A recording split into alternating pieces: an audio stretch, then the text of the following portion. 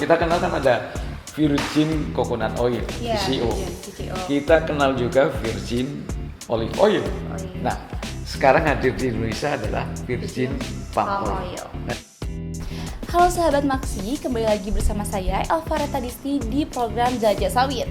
Nah, pada episode kali ini kita akan mencari tahu serta mengenal lebih jauh apa itu virgin palm oil dan juga minyak makan merah. Penasaran seperti apa keseruannya? Yuk ikuti terus episode Jelajah Sawit kali ini. Halo sahabat Maksi, saat ini saya sedang bersama ilmuwan dari Pusat Penelitian Kelapa Sawit Unit Bogor. Beliau adalah Dr. Darmono Tani Wiryono. Beliau ini merupakan ilmuwan dan inovator dari berbagai produk terkait dengan minyak sawit. Karena banyak sekali produk yang beliau hasilkan dari hasil penelitiannya. Beliau mulai bekerja sejak tahun 1994 untuk meneliti kelapa sawit. Betul ya Prof ya? Betul. Nah, sekarang ini beliau menjabat sebagai Ketua Umum Masyarakat Perkelapa Sawitan Indonesia. Nah, kalau boleh tahu program apa saja sih Prof yang sedang berjalan di Maksi ini? Baik, Maksi adalah singkatan dari Masyarakat Perkelapa Sawitan Indonesia. Jadi ini memiliki program, utamanya tentunya adalah riset, kemudian edukasi, diseminasi, kemudian yang satu lagi tentunya promosi. Kita mempromosikan bahwa sawit itu baik. Baik sahabat Maksi, saat ini nih Prof, aku dan sahabat Maksi yang lain tentunya sangat penasaran nih Prof mengenai virgin palm oil atau VPO dan juga minyak makan merah atau refined palm oil. Boleh nggak sih Prof menjelaskan mengenai apa sih yang dimaksud dengan VPO dan juga minyak makan merah dan apa sih Prof perbedaan signifikan di antara keduanya? Oke, baik, terima kasih. Mungkin lebih baik kita melihat produknya langsung ya. Inilah wujud daripada VPO, virgin palm oil ya, ini. Kemudian ini minyak makan merah. Dan ini minyak yang diproduksi dari Elais oleifera dari Kolombia. Nah, kemudian yang ini itu adalah enriched minyak makan sawit ya, minyak makan curah. Ini di enrich dengan menggunakan VPO ya. Nah, kemudian tentunya kita sudah kenal sekali bahwa ini adalah minyak goreng ya, minyak goreng sawit ya. Saya kira itu yang bisa kita tunjukkan ya kepada kawan-kawan sahabat Maksi. Ya. Oke, berarti dari enrichment ini nih aku tertarik banget nih lihat enrichment ini, berarti ini tuh pengkayaan dari virgin palm oil dan juga minyak makan merah ya Prof? Itu bukan. Jadi ini kan minyak goreng ya. Minyak goreng itu ada minyak goreng curah ya. Minyak goreng curah ini itu bisa diperkaya dengan menggunakan VPO ini dengan cara mencampur saja. Tentunya tidak banyak-banyak ya mencampurnya, ada takarannya. Baik, berarti untuk perbedaannya nih Prof, nah untuk perbedaan virgin palm oil dan juga minyak makan merah ini terletak di prosesnya bukan sih Prof? Seperti misalnya kalau misalnya virgin palm oil kan lemaknya tidak melewati rafinasi dan juga fraksinasi ya Prof? Iya. Jadi gini, kita melihat saja dari bentuknya saja, saya kira sahabat Maksi perlu tahu ya bahwa yang selama ini dikenal oleh masyarakat kan minyak goreng yang warnanya jernih. Padahal aslinya itu kalau kita peras buah, dihilangkan airnya, itu yang kita dapat adalah ini, ya kan? Jadi berwarna kental, merah, ya. Itu yang jadi dari bentuknya saja, wujudnya saja udah beda ya. Ini kental, ya kan, merah. Ini cair, kemudian tetap merah. Ini juga cair, merah, ya kan. Ini karena hanya dicampur saja ya. Enrichment jadi nggak begitu merah. Dan ini kan jernih gitu kan. Jadi dari itu saja udah kelihatan. Nah, kemudian juga tadi kan menanyakan apakah prosesnya berbeda. Iya, perbedaannya. Betul, berbeda tentunya. Kalau kita bicara proses, yang paling jernih itu yang paling panjang prosesnya, tentu saja kan. Karena untuk mendapatkan yang jernih kan perlu penjernihan kan, gitu ya, sahabat Maksi. Berarti ini yang disebut proses bleaching ini bukan Prof? Ya, ini minyak goreng. Minyak goreng itu tentunya melalui proses yang panjang ya. Ini misalnya contohnya tahapannya ya tentunya dengan proses yang apa kita kenal sebagai RBD. Oh iya. RBD itu apa namanya refined, bleached, deodorized, palm oil. Nah, jadi ada palm oil. Kemudian tindak lanjut dari RBD palm oil itu kemudian diproses lagi menjadi RBD palm olein. Olein ini jadi seperti ini sudah murni olein.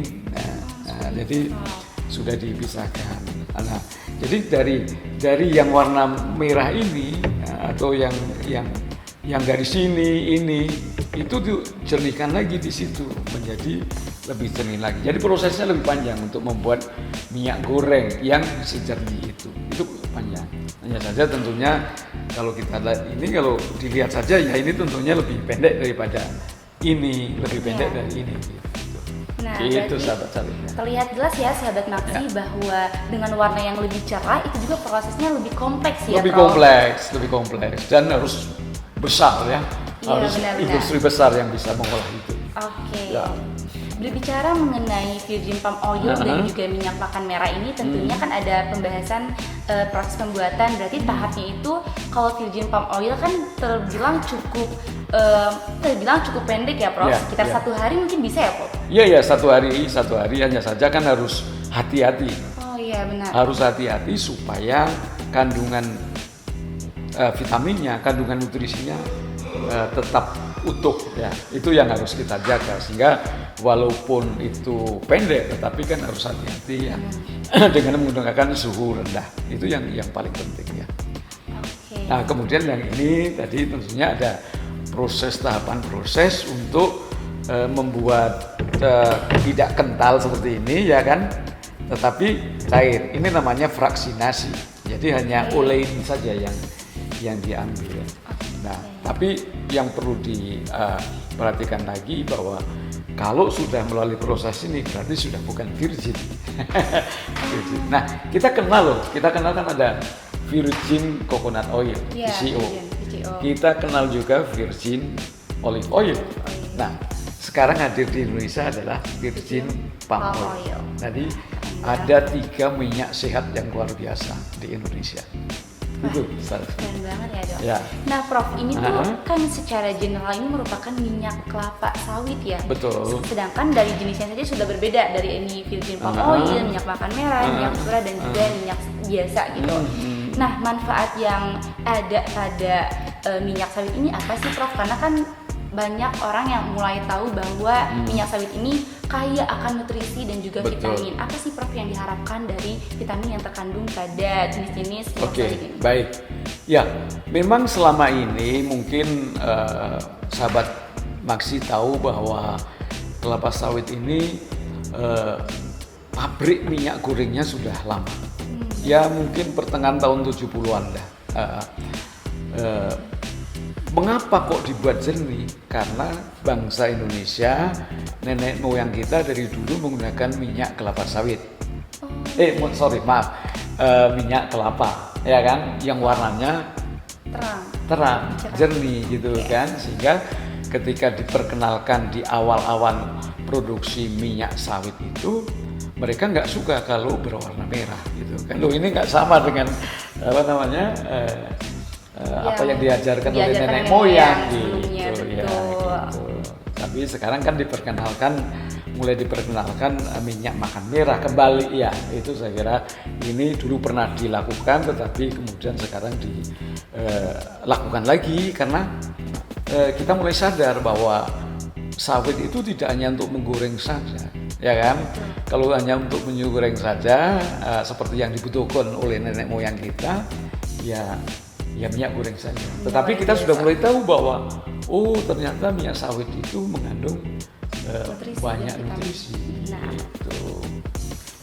Baik, tadi kan telah dijelaskan ya Prof, dan divalidasi juga bahwa memang ada provitamin A dan tokotrienol yang terkandung. Nah, vitamin ini kan berbeda-beda ya. Emang secara general kan memang minyak sawit, tapi jenisnya berbeda. Kadar tinggi dari vitaminnya itu bagaimana sih, Prof? Ya, jadi tentunya berbeda-beda ya. Kalau kita lihat warnanya saja udah tahu bahwa yang paling sini, paling di sini, paling kental?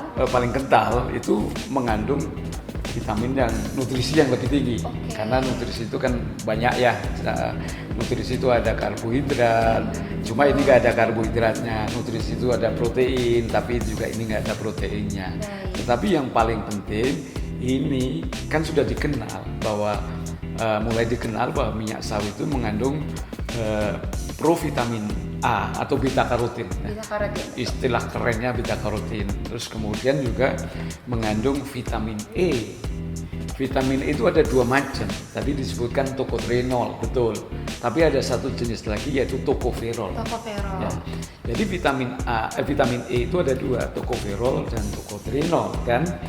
Nah, tetapi yang paling bagus sebagai antioksidan itu tokotrienol.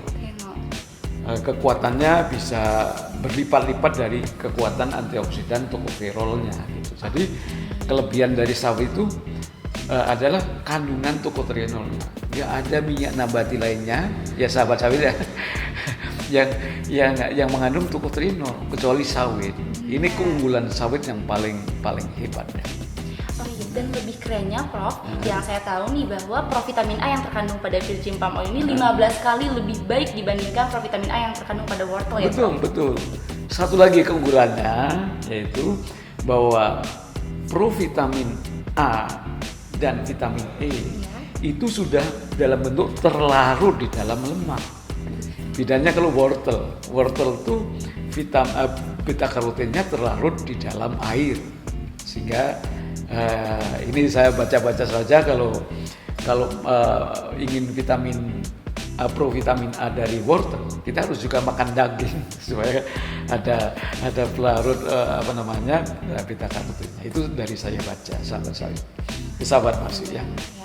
Nah, selanjutnya di sisi lain tentang kesehatan nih Prof, tentunya sahabat Maksi juga penasaran apakah ada efek samping dari virgin palm oil dan juga minyak makan merah apabila kita mengonsumsinya secara jangka panjang atau berlebihan. Baik. Jadi gini, sahabat Maksi, kita tahu bahwa sawit itu berasal dari Afrika Barat. Ya, betul. Ya kan, Afrika Barat. Di Afrika Barat itu mereka sudah mengkonsumsi lemak sawit dalam bentuk seperti ini, virgin palm oil, sejak 5.000 tahun yang lalu. Wah, cukup lama ya kan, jadi kalau kita lihat dampak kesehatannya seperti dampak negatifnya, ya saya kira ini sudah menjadi makanan turun temurun dari nenek moyang mereka. Jadi nggak usah perlu diragukan lagi ya. Itu. Ya, Prof. Jadi nggak ada efek samping ya Prof? Enggak. Saya kira nggak ada. Dan sudah dibuktikan 5.000 tahun yang lalu. Memang karena kemudian ada pertanyaan ya sahabat Maksi bahwa loh iya kan mereka kulit hitam, kita kulit sawo matang kan, gitu kan, apakah perlu diuji lagi kan gitu. Tapi kalau itu selama ini mereka sehat-sehat, mereka jago sepak bola juga. Dari Senegal, kita tahu kan, Senegal, Ghana, Kamerun, Nigeria, itu kan jago-jago sepak bola semua, jago maraton, ya nggak? Lari maraton yang tangguh, nggak pakai kacamata, ya kan? Kuat, tangguh gitu kan. Iya, dan betul. Tenaga mereka sebagai olahragawan itu tersebar di seluruh dunia. Dan mereka yang paling penting, nggak pendek-pendek seperti kita. Itu posturnya tinggi ya Prof? Posturnya tinggi. Sama-sama di negara tropis sahabat sawit, sahabat Maksi. Oke. Begitu. Tapi Prof, mungkin sahabat Maksi penasaran nih Prof, kan dalam minyak sawit ini ada kandungan yang disebut dengan ALB atau asam lemak bebas, lalu juga ada fosfor seperti itu. Apakah itu tidak membahayakan bagi kondisi kesehatan manusia, Prof? Baik, saya kira perlu saya sampaikan begini ya. Tadi dikhawatirkan mengandung sulfur, ya kan? kandungan sulfur di dalam VPO ini hanya 10 ppm, artinya 10 mg di dalam 1 kilo. Ini 2 kilo ini. 2 kilo ini mengandung 20 mg, oke kan? Padahal yang dibutuhkan tubuh kita berapa? 850 mg per hari. Jadi yang kecil sekali, iya, kecil benar, sekali, oke. Dan sulfur. Dan sulfur itu bagus untuk kesehatan. Contohnya apa ya? Contohnya telur. Benar, telur. Telur itu mengandung sulfur yang tinggi banget, dan itu bagus untuk suplai sulfur kita, gitu kan? Dan sering dikonsumsi masyarakat juga ya, Dikonsumsi Prof? oleh ke masyarakat karena sulfur itu sehat ya. Nah itu jadi makanya kalau kita ada telur busuk itu kan baunya bau belerang kan. Oke, itu jadi itu tadi. Kemudian ALB, cheese, kenal kan cheese ya? Iya. Atau keju ya? Keju. Itu dibuatnya dengan proses sehingga ALB-nya 100%. Coba bayangkan. Nggak mau makan pizza. Pizza pakai Jadi cheese nggak ya, ada Prof? cheese, nggak ada pizza. Iya. Jadi makan ALB kalau itu dimakan langsung. Tapi kalau ini diproses untuk pembuatan namanya produk olahan, itu baru berbahaya. Ada yang disebut dengan 3-MCBD, itu karsinogenik.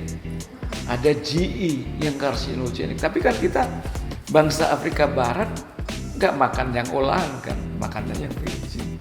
Jadi nggak ada kekhawatiran tentang 3-MCBD dan GE.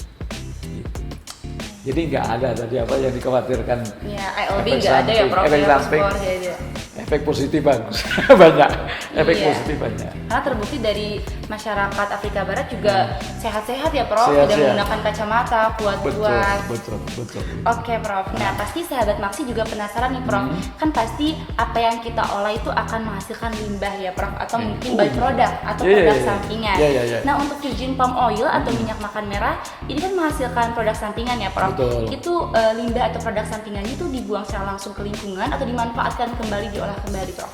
Jadi makanya tadi tidak boleh disebut limbah. Ini adalah byproduct atau produk samping ya, menghasilkan produk samping. Nah, produk samping berupa apa?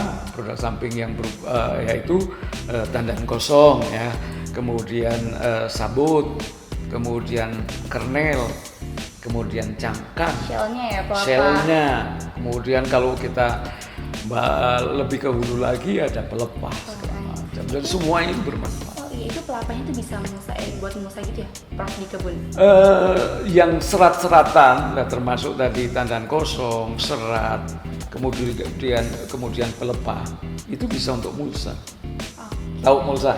Tahu belum, Prof? Nah, sahabat Maksi, mulsa ini merupakan satu produk organik untuk meminimalisir tanah yang memang kekurangan air ya, Prof ya. Karena kan ada tanah kering seperti itu. Nah, dengan adanya produk mulsa ini bisa meminimalisir kekurangan air di tanah tersebut. Betul. Tapi lama-lama juga kalau itu dibiarkan akan menjadi pupuk organik. Karena semua bahan organik yang kita letakkan di atas tanah itu akan terdegradasi, akan melapuk, dan akan menjadi sumber bahan organik untuk tanah, untuk menyuburkan sawit. Oke, baik, Prof. Tadi kan sudah dijelaskan nih mengenai khasiat, mengenai virgin palm oil itu apa, jenis-jenisnya itu apa. Tentunya kan menarik daya tarik sahabat Maksi untuk kayak aku harus nih mengkonsumsi minyak sawit karena memang bagus banget buat kesehatan. Ya. Nah, jika dilihat dari sisi ekonomis nih, Prof, apakah harganya terbilang cukup terjangkau dan memang mudah dijangkau oleh para masyarakat Indonesia?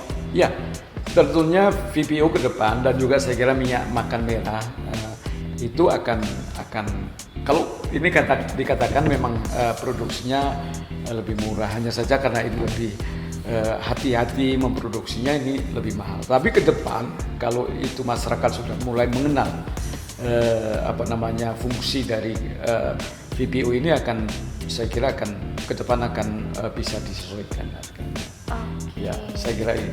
Jadi memang kita jangan melupakan ya, karena nenek moyang kita itu kebiasaannya kan menggoreng ya. Iya, jangan kita larang itu makan ini kan, karena Fungsinya untuk goreng. Kalau nanti nggak ada pisang goreng, nggak ada apa namanya, itu di pinggir jalan apa saja? Ada tahu goreng. Tahu goreng gimana coba? Bakwan ya Prof, aduh. Tapi yang penting cara menggorengnya harus bagus. Betul Prof. Jangan sampai menjadi jelantah kemudian dipakai lagi untuk menggoreng. Itu nggak sehat. Itu bahaya. Itu bahaya. Baik, saya kira itu. Ya. Baik, pertanyaan tadi tuh menjadi penutup nih atas penasaran sahabat Maksi terkait virgin palm oil dan juga refined palm oil. Ya. Nah, saya ucapkan terima kasih banyak sekali buat Prof Darmono karena telah meluangkan waktunya dan juga membagikan informasi nih kepada sahabat Maksi dan tentunya saya mengenai virgin palm oil dan juga refined palm oil. Terima kasih banyak ya Pak. Sama-sama, makasih.